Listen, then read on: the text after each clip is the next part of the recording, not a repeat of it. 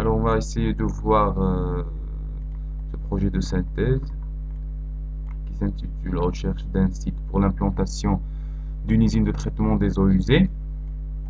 D'ailleurs, c'est un extrait de la documentation d'ArcGIS prise en main d'ArcGIS d'Esri que vous pouvez télécharger gratuitement sur Internet.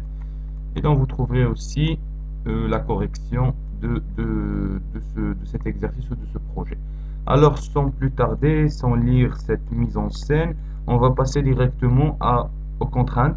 Ces contraintes-là, par exemple, d'être à moins de 365 mètres d'altitude pour minimiser les coûts de pompage, etc. La chose qu'on va faire maintenant, c'est on va essayer de traiter chaque contrainte à part. Dans chaque contrainte, on va utiliser principalement une des fonctions qui se trouve dans la palette GeoProcessing. Ça veut dire buffer où on peut déterminer des tampons, intersect, etc. Alors, avant toute chose, on va se connecter à notre répertoire de travail. Le répertoire de travail, c'est celui qui contient toutes les données du projet. Moi, je l'ai mis dans le disque E. Alors, désolé. Ensuite, TP. C'est ça, donc tout le dossier, dossier parent, on va le prendre et il est là, TP, projet TP. Alors, si on se réfère à l'énoncé du projet, on doit avoir ici une note, c'est que le système de projection à adopter pour le projet est celui de la couche des parcelles. Alors, le projet va prendre le système de projection de la première couche qui a été chargée, et pour cela, on va charger la couche parcelle, juste par un simple clic et glisser.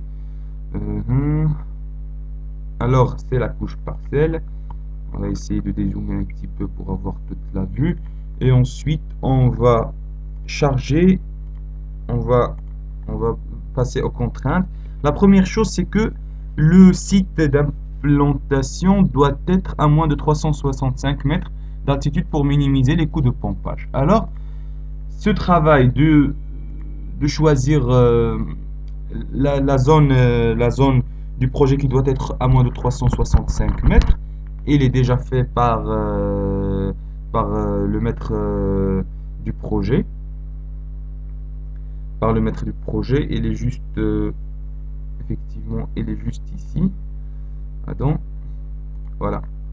Donc, les zones d'élévation qui sont en mode de 365, comme vous pouvez le voir ici dans le tableau, le nom de la couche c'est lowland. Alors on doit chercher la couche lowland dans catalogue. On va choisir lowland, c'est ici, et par un simple clic et glisser, normalement ça doit se charger. Donc c'est ça, lowland. Donc cette contrainte elle est déjà préparée. On va faire passer ça ici pour laisser voir les parcelles. Alors la deuxième contrainte, c'est que ça doit être à l'extérieur de la plaine inondable pour éviter les déversements lors des orages. Alors les plaines inondables sont les zones inondables, comme vous pouvez les voir ici. Le nom de la couche c'est Flood Polygon. Alors on doit charger cette couche. Il doit se trouver à l'intérieur de cette géodatabase. C'est Flood Polygon. Voilà. Donc nous avons trois couches jusque là. Et c'est quoi la contrainte? Ça doit être à l'extérieur de la plaine inondable pour éviter les déversements lors des orages. Alors, ici nous avons deux couches. Nous avons la première, c'est le flood polygone, la zone inondable, et deuxièmement, les lowlands ou les zones d'élévation à moins 365. C'est comme extraire la zone, de flood polygone de la couche lowland. Alors pour extraire la zone inondable de la zone où l'élévation est inférieure à 365, dans Arc Toolbox, on va dans Analyse, on va voir le Toolbox Analysis Tools, ensuite dans Overlay et ensuite Erase qui va nous permettre d'extraire une couche d'une autre. Alors, ici, dans le help, vous allez pouvoir tout simplement comprendre ce que c'est la fonction erase. Et on va prendre le input layers of future, c'est lowland. Ensuite, dans l'autre erase features, on va prendre flood polygon. C'est comme si, pardon, on va extraire la zone flood polygon de lowland. Alors, on va exécuter la fonction.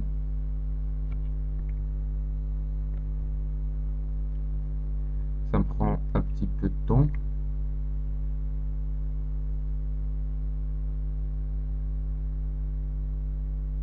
Et c'est fait. Nous avons ici lowland array. Si on désactive les deux, le flood polygon et lowland, on va avoir cette partie où on va ici, cette partie où nous avons extrait le flood polygon de lowland. On va voir ensuite l'autre contrainte du projet. Alors, nous avons effectué deux opérations. La première, c'est la zone de moins de 365 mètres d'altitude. La deuxième, c'est à l'extérieur de la plaine inondable. Maintenant, c'est à moins de 2 km de la rivière pour minimiser la construction d'une conduite acheminant les eaux traitées qui y sont déversées. Alors, dans cette contrainte, on va utiliser, nous avons deux sous-contraintes. La première, c'est que ça doit être à moins de 2 km de la rivière pour minimiser. Ça veut dire 2 km. Pour déterminer 2 km, on doit utiliser la fonction qui se trouve ici, c'est buffer. Mais on doit tout d'abord charger la rivière, c'est river, ici dans cette couche. C'est cette rivière. Dans GeoProcessing, on va utiliser la fonction buffer. Et on va bien sûr utiliser le shapefile river. Ici, la distance qu'on doit utiliser, la distance ici c'est en mètres, on peut faire en kilomètres. Et dans l'énoncé, ça doit être à moins de 2 km. Ça doit être à moins de 2 km. On va laisser tout ça parce qu'on n'en aura pas besoin.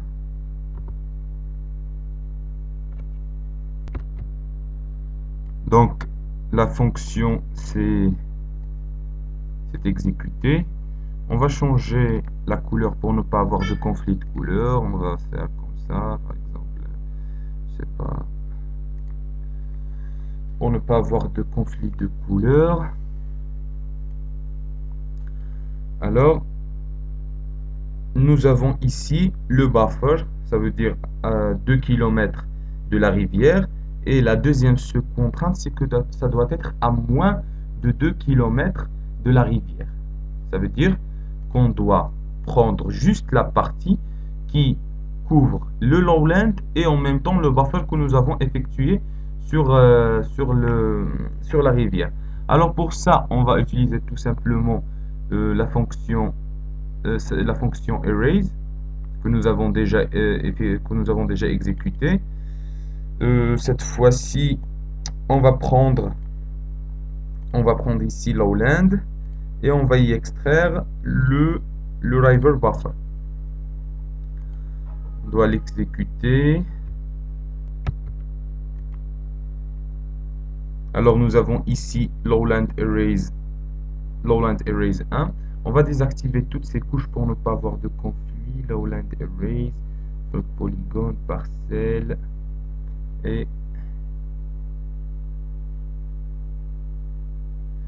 donc c'est pas ça, c'est pas la fonction erase. Alors nous avons effectué le buffer. Maintenant, pour ne laisser que la partie commune entre river buffer et lowland, on va procéder par la fonction clip. La fonction clip, comme vous pouvez ici lire dans le help, il ne laisse que la partie commune entre deux shapefiles.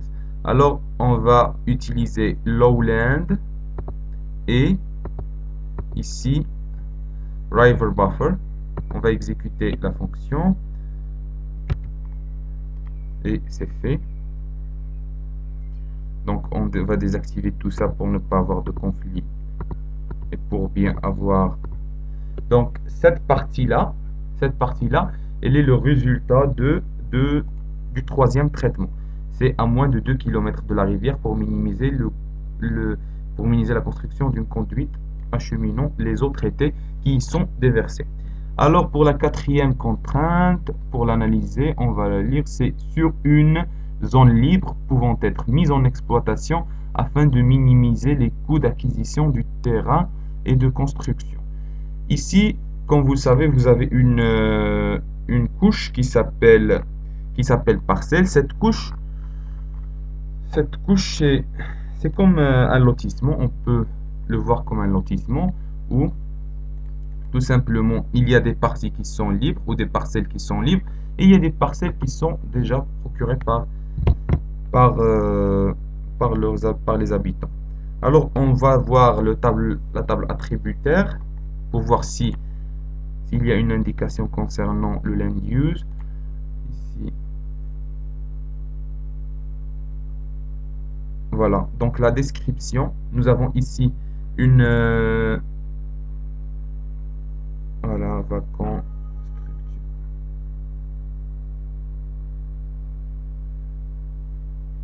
Nous avons soit le land use, soit la description. Ici, on ne doit extraire que les parcelles où c'est vacant. Ça veut dire undeveloped, ça veut dire que les parcelles qui ne sont pas utilisées. Pour cela, on va effectuer une requête SQL sur cette colonne. Alors, on va select by attribute. Ici, nous avons besoin de la description, doit être comme get unique values. Éducation va conclure, va construction. Donc nous n'avons pas ici comment dire de description claire, mais ici ça doit être ça. Donc soit ils sont libres, il y a trois institutions health, commercial. Okay, on va voir dans la description du projet comment on va comprendre l'ordre de la carte à créer. Donc s'il y a une indication concernant le land use, on n'a pas d'indication, donc ça doit être vacant. C'est soit la description doit être vacant ou description vacant structure ou description est égale vacant undeveloped. Apply. Close. Ici, il a sélectionné toutes. Alors, j'ai dû commettre une petite erreur. On doit sélectionner les attributs. Comme j'ai dit, c'est ça.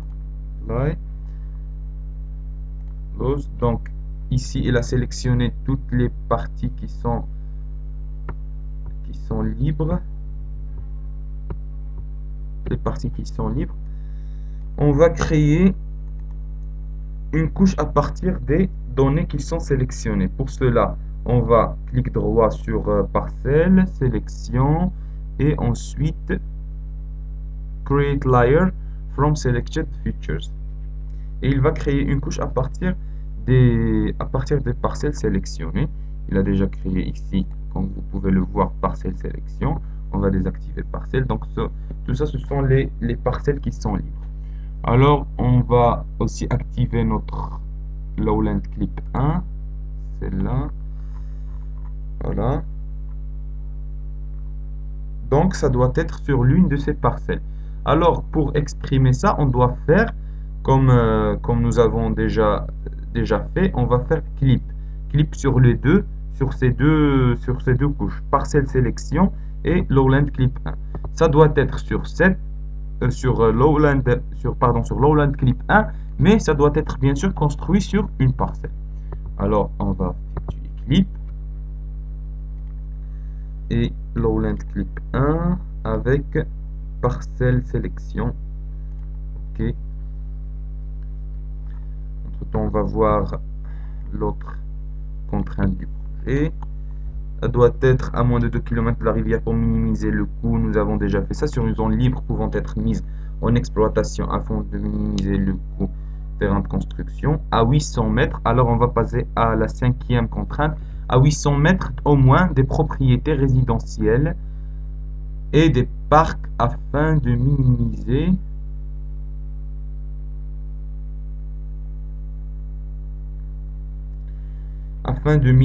les portions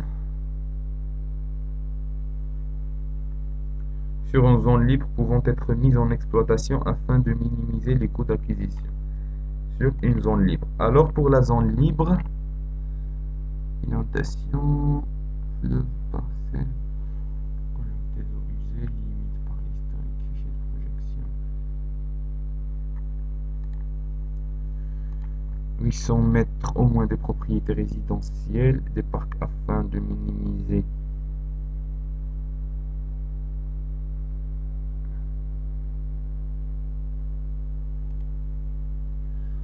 alors c'est fait.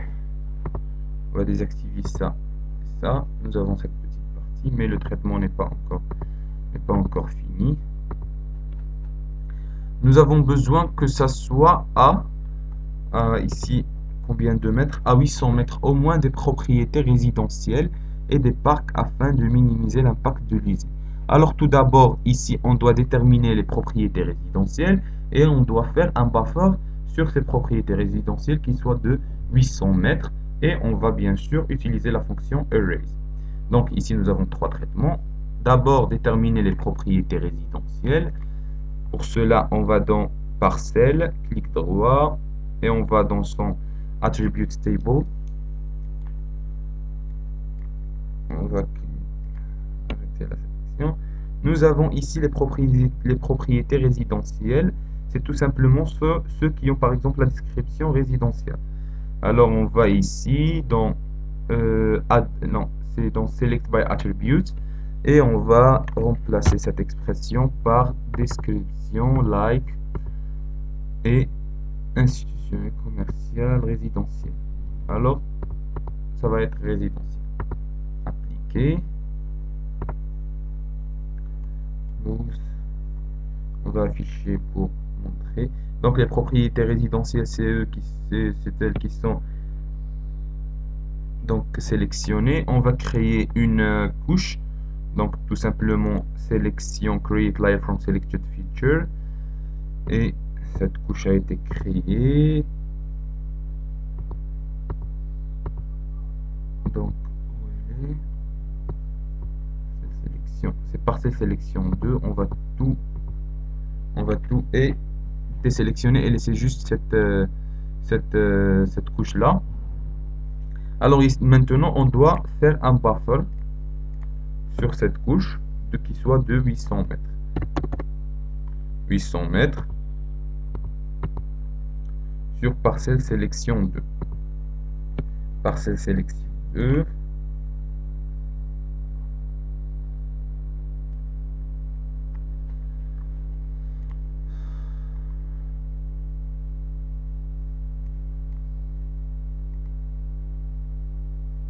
On va utiliser la fonction merge pour rassembler les buffers. Donc parcelle buffer. Ok.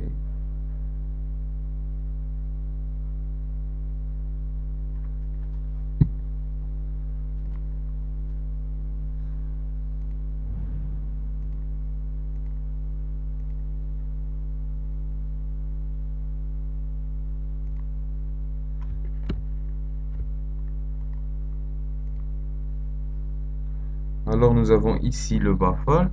Nous avons parcelle sélection, on va l'enlever, Lowland Clip 1. Donc ça doit être, on va faire une array sur Lowland Clip 1, ça veut dire celle-là. et, et le buffer des parcelles qui sont résidentielles. Alors, on va utiliser la fonction erase. Et ici, on va prendre lowland clip un clip avec parcelle buffer. Ok. Donc ici, c'est sur à 800 mètres au moins des propriétés résidentielles. Nous avons déterminé d'abord les propriétés résidentielles. Ensuite, nous avons déterminé un buffer 800 mètres sur les propriétés résidentielles et des parcs. Donc, et des parcs, on doit aussi effectuer un buffer sur les parcs afin de minimiser l'impact sur les résidents de la ville. Alors, nous avons cette lowland.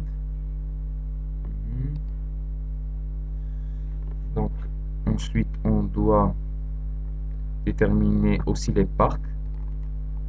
Propriété, Open Attribute Table.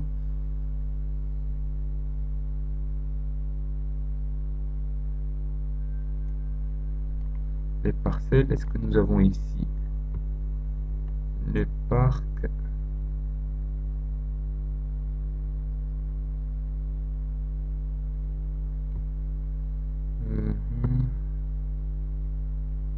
Donc nous n'avons pas de parc dans cette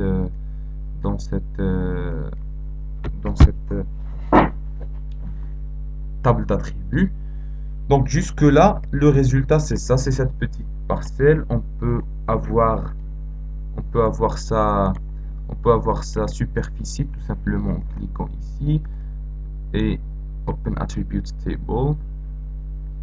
Je pense qu'on voilà, Shape Area, c'est en mètres carrés.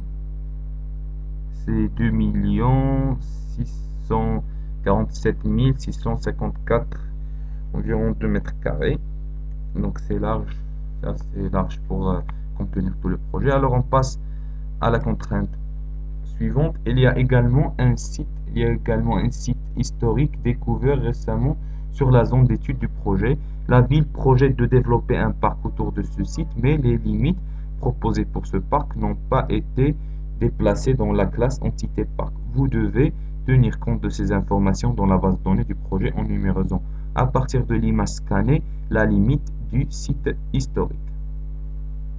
Alors tout d'abord, on doit déterminer le site historique. Il doit être géoréférencé. Avant ça, on doit charger cette street arc.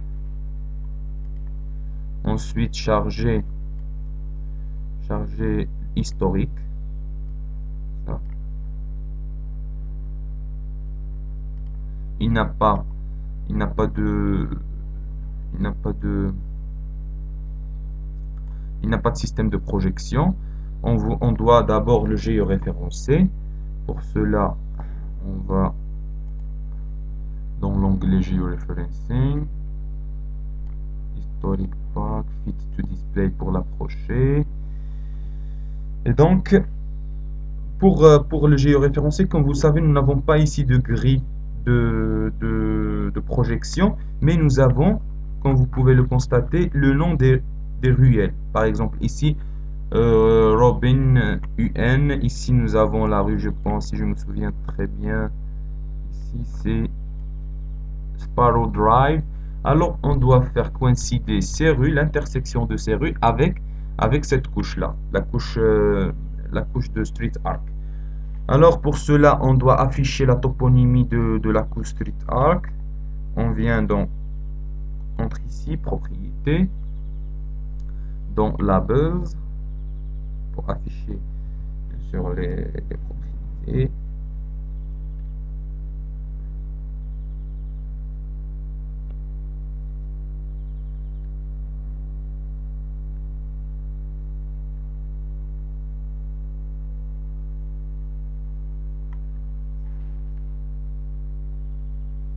Alors, label, on doit cocher cette label features in this layer.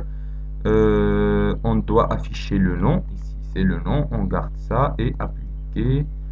On aura les noms des street arc. Zoom to layer. Voilà, si on zoome très bien, c'est bien clair. Nous avons les noms des rues. Alors, pour prouver, nous avons par exemple ici la rue c'est Retile. On doit chercher sur cette couche. Tout simplement, ça doit être ici.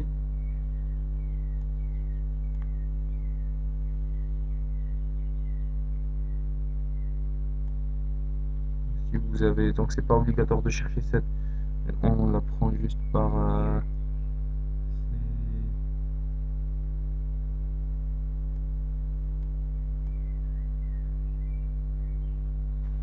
alors on prend une autre rue, je n'arrive pas à identifier celle-là.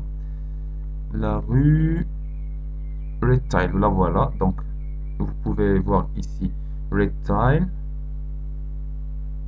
Et on va voir les points d'intersection avec les autres rues.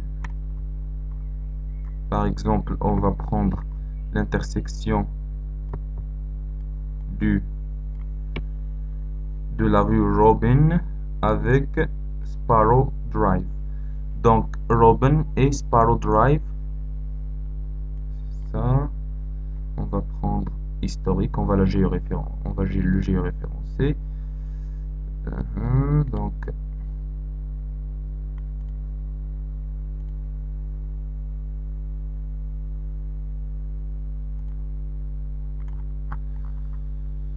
on doit zoomer ici.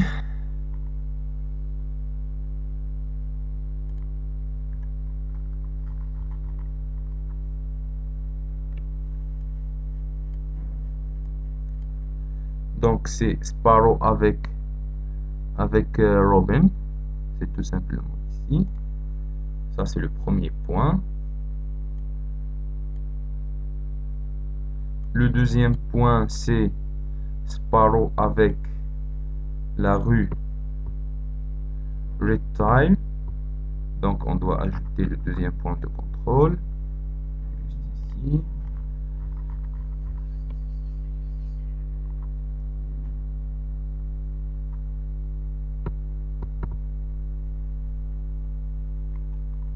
Donc c'est ici. Sparrow avec Red Tile. Nous avons besoin d'un autre point de contrôle.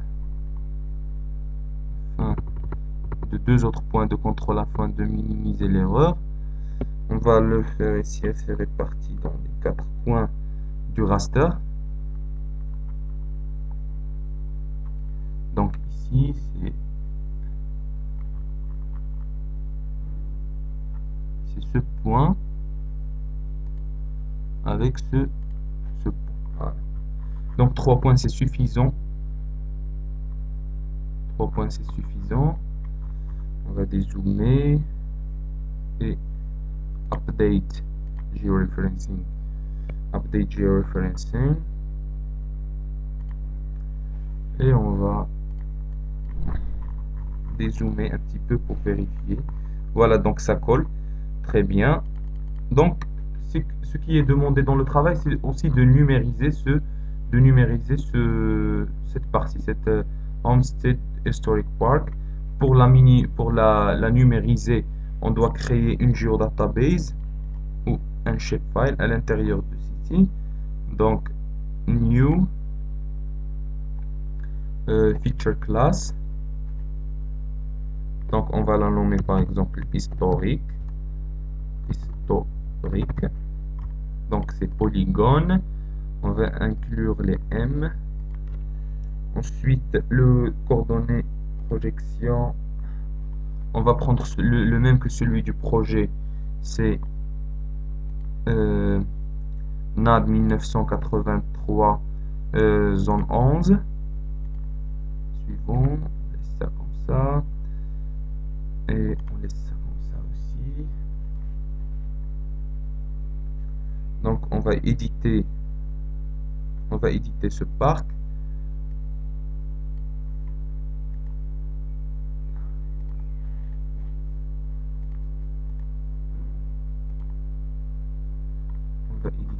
Spark.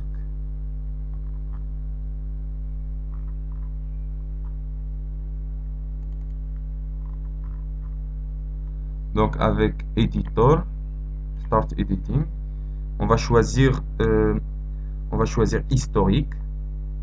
Voilà. OK.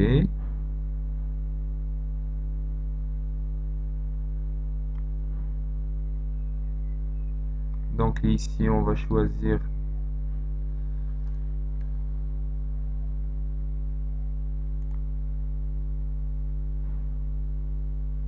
donc c'est avec historique et on va tout simplement numériser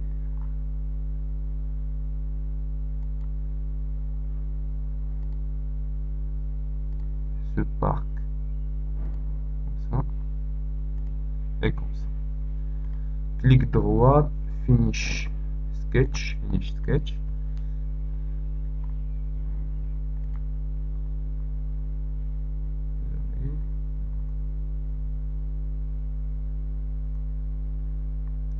Et stop editing.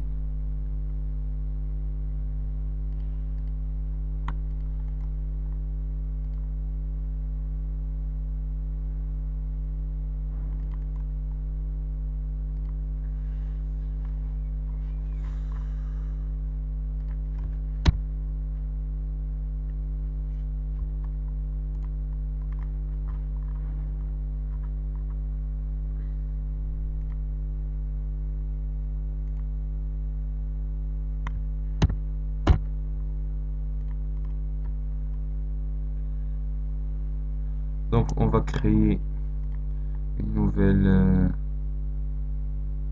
ou tout simplement ici créer new layer. Donc new shapefile,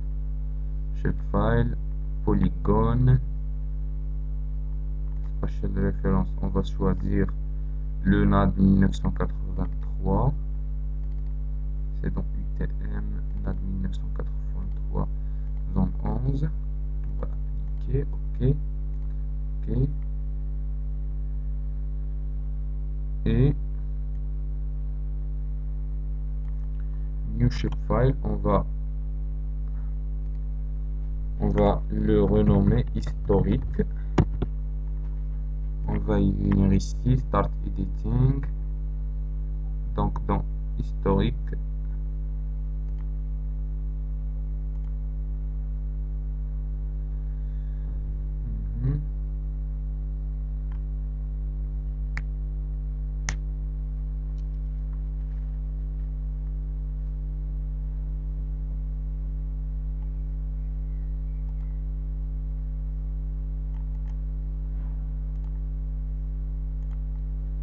on va venir ici dans City, New, Feature Dataset, Name, Historique.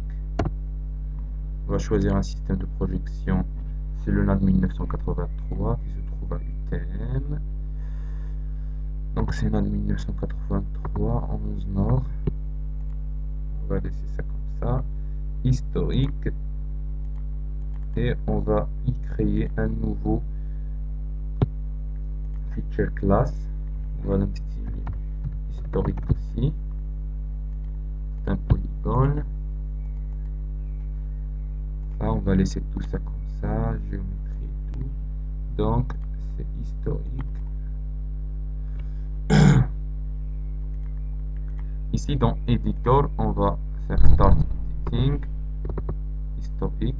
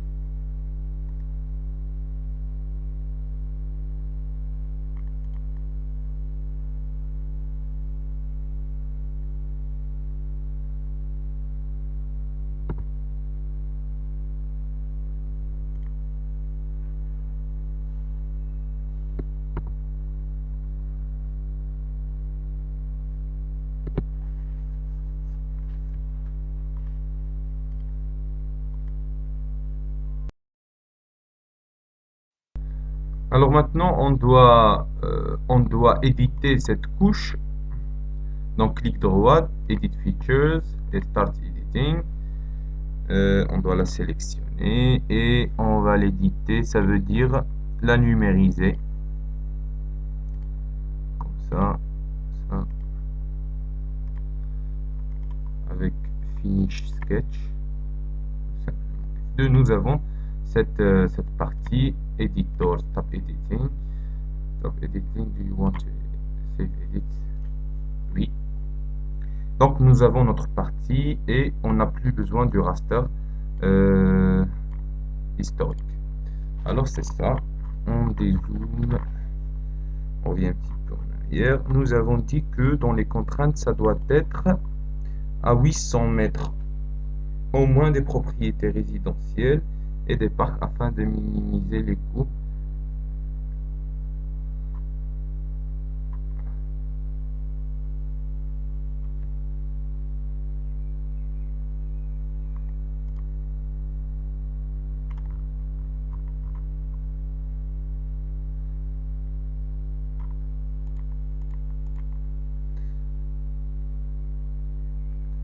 À 800 mètres au moins des propriétés résidentielles et des parcs afin de minimiser l'impact de l'usine sur les résidents de la ville.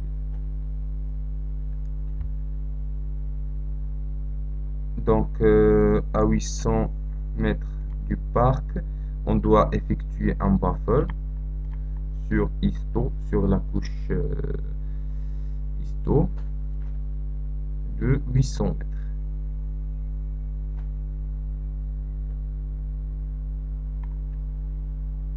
Donc on va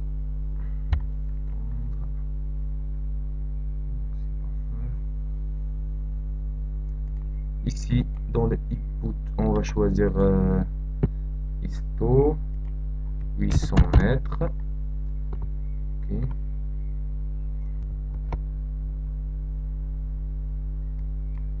Donc c'est fait. Nous avons ce buffer et on va utiliser bien sûr la fonction erase de ArcToolbox pour extraire la zone de Lowland Clip 1 Clip Erase, donc qui est le résultat jusqu'au 6e traitement. On va l'extraire de histogram buffer. Pour cela, on va utiliser la fonction erase. On va entrer ici Lowland Clip 1 Clip Erase. On va aussi utiliser histo buffer. Ok. Et donc, on aura le résultat. Jusque là, c'est tout simplement cette partie. C'est cette partie. Alors ensuite, il y a également un site historique. Nous avons déjà de la zone d'étude projet. La vie développe un parc autour du site, mais les limites proposées sont pas été placées. Donc, vous devez le limiter à moins de 1,5. Donc on va passer à moins de 1,5 du raccordement principal des eaux usées. Donc le raccordement des eaux usées, c'est la couche junction. On doit la charger. Donc c'est ça le raccordement, c'est ce point. Donc on va faire un buffer de 1,5 km, ça veut dire de 1500 mètres. 1500 mètres. Le input tout simplement c'est junction point et on va exécuter le buffer. Donc qu'est-ce qu'il dit? À moins de 1,5 km de raccordement des eaux usées. Alors ici nous avons le buffer à moins de 1,5, ça veut dire on doit tout simplement prendre la zone d'intersection à moins de 1,5 km du raccordement des eaux usées.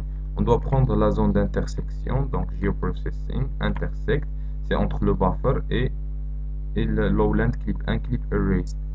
Donc c'est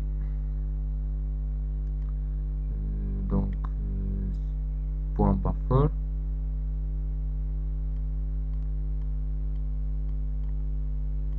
oui, c'est point buffer. Et cette couche va exécuter l'intersection. Ça va nous donner juste la partie en commun entre les deux couches. Close. Normalement, c'est cette partie, il est déjà affiché. Buffer, c'est point buffer intersect. Donc on va enlever ça, ça et ça. Jusque là, nous avons cette partie et à moins de 900 mètres d'une route existante. Alors, on doit recharger Street Arc. Street Arc, c'est ça.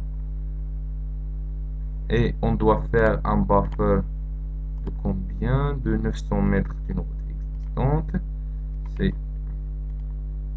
pardon, c'est Street Arc. Voilà, c'est Street Arc. De 900 mètres.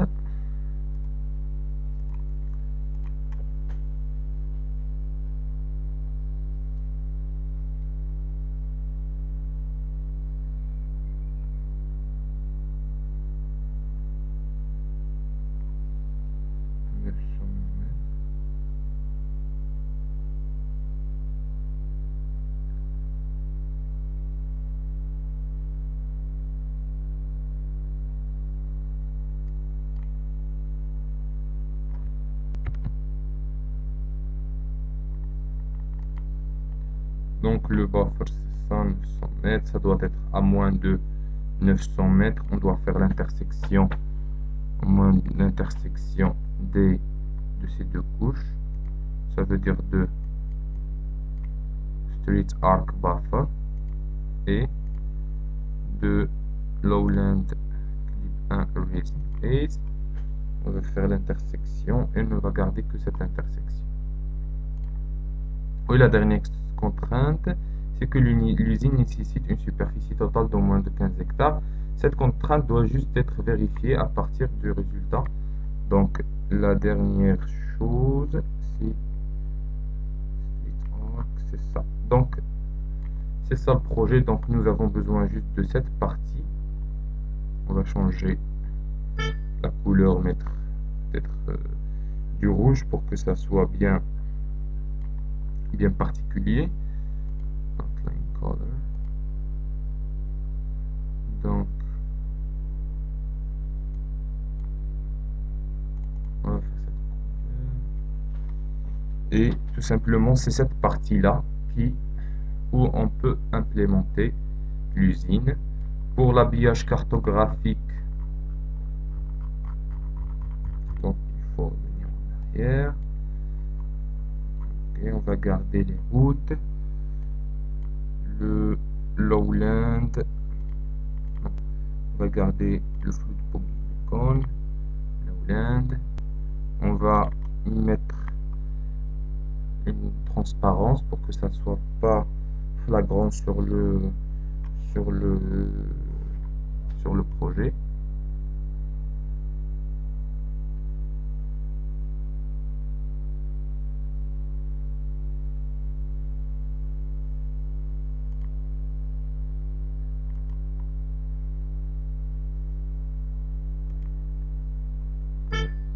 Donc, source, sélection, général display.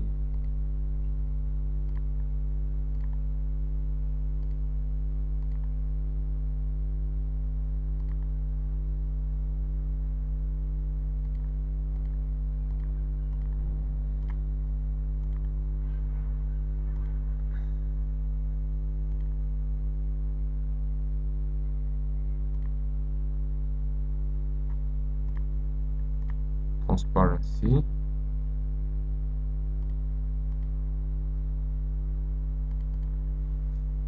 Donc on va garder ça comme ça. Et on peut passer maintenant à l'habillage cartographique où vous pouvez y mettre ce que vous voulez et ajouter la légende. Donc pour ajouter la légende, je vais juste vous montrer, c'est Insert, il y a ici légende, la flèche du nord, la barre de l'échelle, vous pouvez ajouter une image, le titre, un texte pour indiquer votre nom ainsi que le système de projection et tout. Et je pense que jusque là, c'est la partie qu'on cherche, c'est celle qui est en orange. Et au revoir.